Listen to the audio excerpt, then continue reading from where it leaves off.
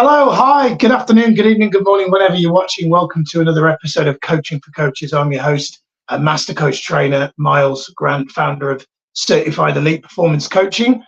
In this broadcast, it is another chance for you to see how we do coaching in our world. If you're a coach and you don't have a coach, shame on you. I'm joking. But this is a good chance for you to have some free coaching, because if you watch this session through the lens of being coached, you might have some insights that work for yourself. Second frame of reference is to look at it through the lens of how to coach. So it might help you with that as well. So for today, we're welcoming to the show CJ. CJ, great to have you here today. Brilliant. Thanks very much for having me, Miles. You're very welcome, CJ. So CJ, for the benefit of people that are watching, tell us a little bit about you, what you do, career, etc., coaching. Tell us about that. Absolutely. So today I'm working as a project manager. I work 4 days a week. My contract is until the end of October. So I've got enough time to start to build and scale, hopefully, the coaching practice. Outside of my day-to-day, I've been coaching for a number of years, but on a freelance basis for organizations. And that falls within employability and career coaching. So I'm aiming to branch out and set up a practice myself. Great, amazing. So a question that you may have heard me ask before, I don't think I've ever asked you it, but I'm going to ask it for the benefit of today. It's the 15th of February 2024. Let's imagine that we fast forwarded in time to the 15th of February 2025, and whether it's by coincidence or design, you and I are having a conversation. And in that conversation, I'm asking you how the past 12 months have been. And in your words, it's something like, holy, insert swear word. It's been amazing. It's been incredible. My coaching has grown, blah, blah, blah. Well, better than I could have imagined. And I say, tell us what's your secret. What have you been doing?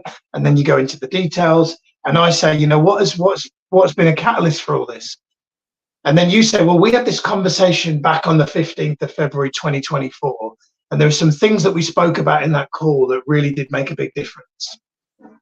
So my question to you now, CJ, is if it were possible for this call today to be that significant, impactful, beneficial, extraordinary, what would be the headline thing that we'd have to have spoke about for that to be true for you today, 12 months from now? For me, it's developing the mindset of a CEO. So I have in the past run a few businesses, small businesses, where I've obviously been the managing director, the founder of them. But I think there's something about developing that mindset to ensure that you've got a coaching practice rather than I do coaching. Because we're not selling coaching, we're selling the support that the clients can benefit from. I like that. CEO mindset. Very good. I could see that as a book title if it's not already been written. CJ, CEO mindset. It's noted here today. I've copywritten that. New York Times best-selling author CJ. Like, I can see it. It's very good. And I think people like that. What that represents in terms of the stereotypical top of the corporate food chain. I think it does resonate. Here's something I'm curious about. So Tony Robbins says, who you spend time with is who you become. Oh, my screen's just gone off. Bear with me a second. Oh, there we go. We're back.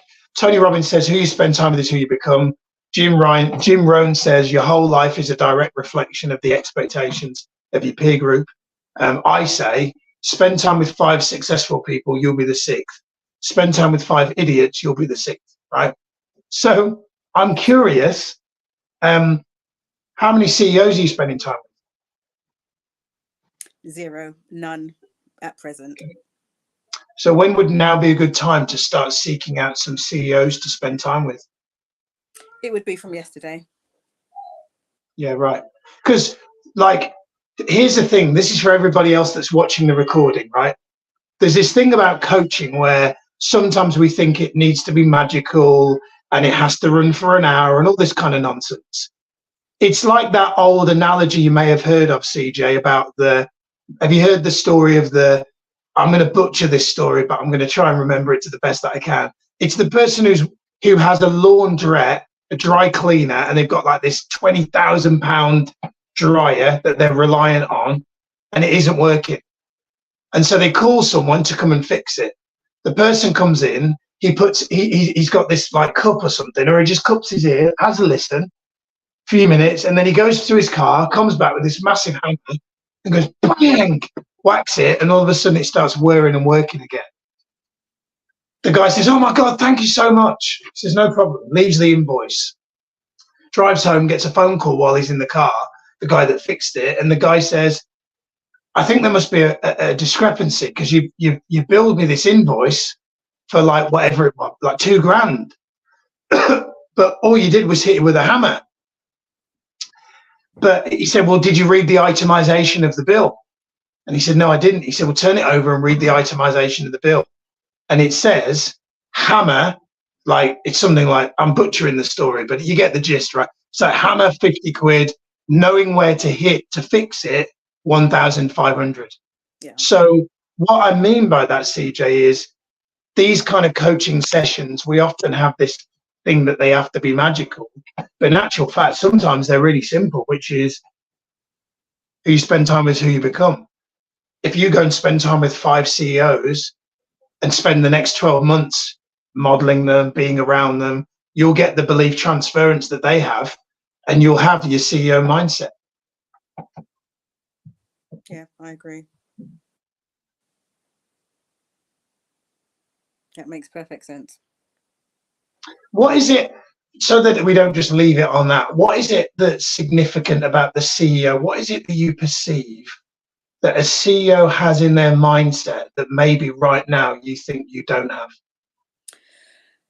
If I'm going to be completely honest, I don't think it's that I don't have it. I think that I just need to galvanize the set of skills that I have. But specifically, it's strategizing. So seeing the bigger picture rather than thinking about the granular detail.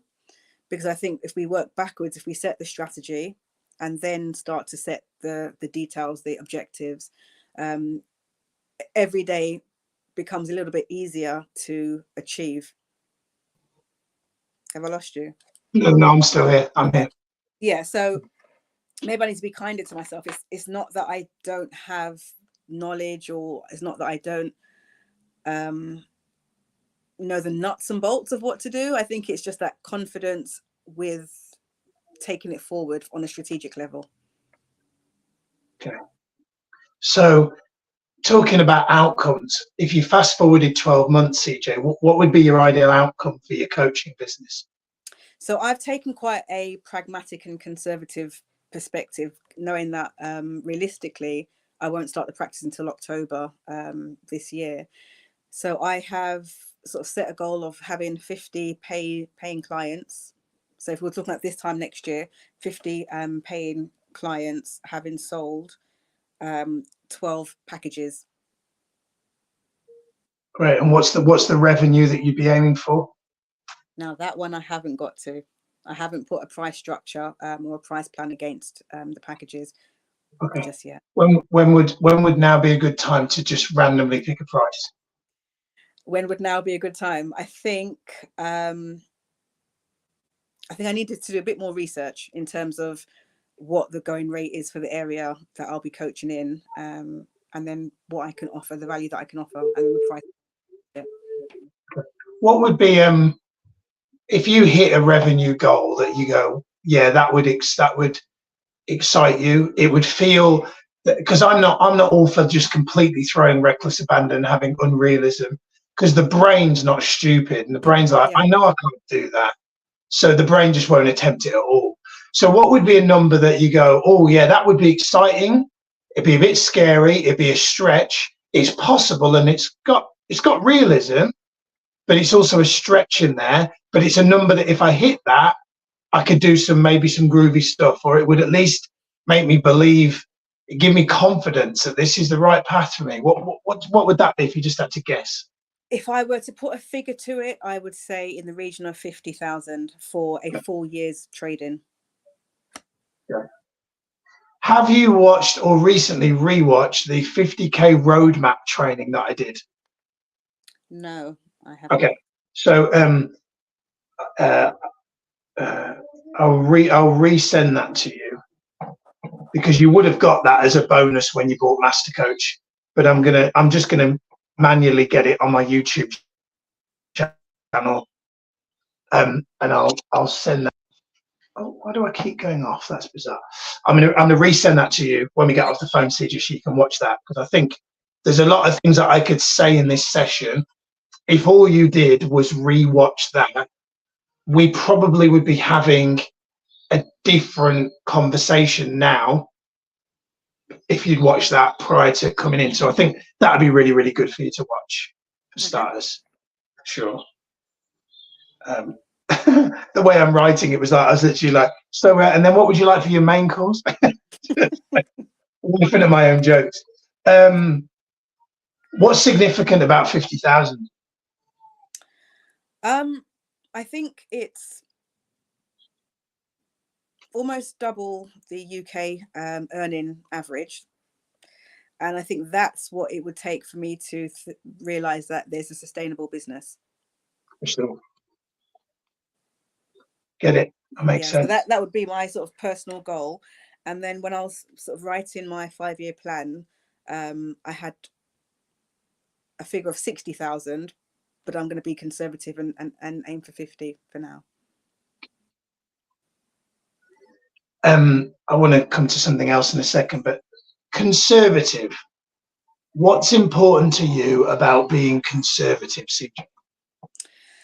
I think not overstretching, because that will possibly put a bit of anxiety on me personally, and not wanting to not achieve. So I think the business for me is not just from a monetary value point of view, it's actually delivering support to helping people, so my clients. So being conservative, I think, just allows me to play it safe, if I'm going to be completely honest. Okay. So here's a question. If it were possible for you to earn 150,000,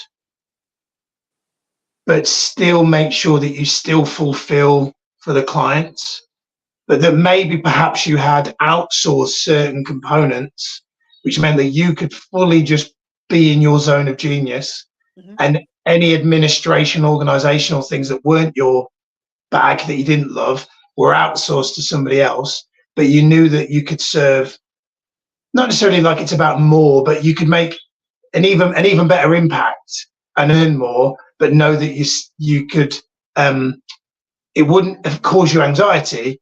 How would that feel? Yeah, I mean, to be able to have a wider reach, and then a wider yield, financial yield, would be great. I think there's just an element of cautiousness that I'm taking, and maybe that will change once I get started. But yeah, being able to scale the business quickly, automate and outsource, I think would be very, very useful as well. Cool. One of the things that's helped me, I'm a bit of a blue sky thinker in that respect, and I think that sometimes you need to have the opposite of that as well. But I think in terms of building a business, I think initially the vision is really important, and I think actually making the revenue target part of the plan, but not the most important part of the plan, I found from experience. So when I first started coaching and it started to work, it was between like £5,000 to £8,000 a month. And then compare that to now, like, you know, past 18 months done £500,000. Really the difference, there's two key components. One is really learning the marketing, and two was having a vision that was about doing something that was like about serving humanity in a way that was far beyond just meeting my basic needs. Yeah, I understand that. And so what it did is it meant that actually an amount of revenue that was achieved was far greater than I would have aimed for myself, because I wasn't primarily focused on self. So it's almost like I often say to people, you know, well, you know, they'll say, oh, I don't need a lot of money. I say, okay, cool. So why don't you aim double and give it away, or reinvest it in something that is for you or not for you. But you know, once you've got a vision and a mission, you might find that you adjust those numbers, because then it becomes not about the 50,000. It becomes about, this is a mission. This is a mission. And actually, then you can crunch numbers and go, I can see how this mission can pay more than that. But it's not about the money. It's just, it's good. It's like, once upon a time, Jeff Bezos was sat in a little office with Amazon wrote on the wall, and has a vision of having this cool e-commerce store that might perhaps just work in his local state. Mm-hmm. But then he also had this dream of like, I'd be all over the world, and we'd have vans and fleets and people, and we'd have people that are like, we'd create jobs and all this kind of stuff all over the world, where, you know, and the rest is history, right? You know, it's like, or Steve Jobs went, you know, we want to put a computer in a phone so people can do their emails and browse the internet while they're on the move and all this kind of. So it wasn't about the money, it was bigger than that. And so that kind of visionary mindset, I think, is definitely something a CEO would have. Yeah, absolutely. They would have the strategy, but they would have the bigger picture, and they would definitely be having the, what's the blue sky vision, is my perception of what a CEO would have. Yeah, that's great food for thought, actually. Sort of going back to the mission, vision and value, and perhaps expanding it wider than what I can currently see. Yeah. Like, one of the things that's, to kind of give you an idea, one of the things that is really in the vision for Master Coach, CJ, is to have between 15 and 20 people that speak, that are bilingual. Oh, again. 15 to 20 people that are bilingual. Am I back? You are, yeah. Yeah, 15 to 20 people that are bilingual, teaching Master Coach in other countries, in other languages. Fantastic. Because I feel like that's where there's really going to be, coaching is really going to make a real impact in the world. Yeah. It's in Arabic, it's in Dutch, it's in German, it's in French, it's in Portuguese, you know, and there's somebody else delivering, it's not me. And then it's impacting other economies where there's a need for new employment and jobs and all that kind of stuff. So yeah, no, that sounds fantastic. And you know, it's a wider reach than you could possibly do on a one-to-one, isn't it? Absolutely. Okay, great. So where do we go from here, CJ? So I'm going back to the drawing board, revisiting my business plan, which holds my cupboard door closed. I'm joking, but revisiting the business plan just to look again at my mission, vision and value, what I propose to offer. And as you've said, incorporate bigger picture thinking in terms of looking at what the business can produce and can become. Yeah, good. I like it. And do you feel that if you spent more time methodically thinking that through, do you feel that it would help your coaching practice grow? I absolutely do. I also forgot to mention expanding my network as well, because I think by expanding your network, you expand your net worth, which is ultimately where the business is looking to go to as well. For sure. Last question. You might have heard me talk about this before, the crystal ball. So let's imagine that 12 months in the future, you could see into a crystal ball and it showed you that you hadn't hit the 50 paying clients and the 12 packages, but the things that were in your crystal ball were within your control. So there were things that you didn't do that you should have done. There are things that you did do that you shouldn't have done. What would be in your crystal ball? Oh goodness, that's a question.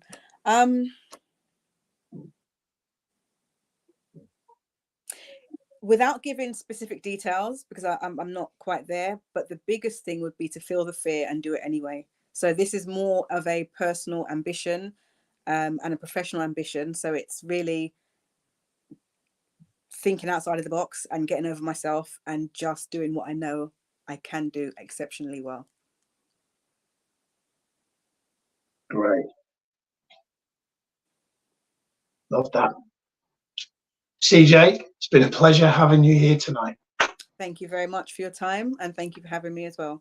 You're very welcome. Thanks everybody for watching. Bye everyone.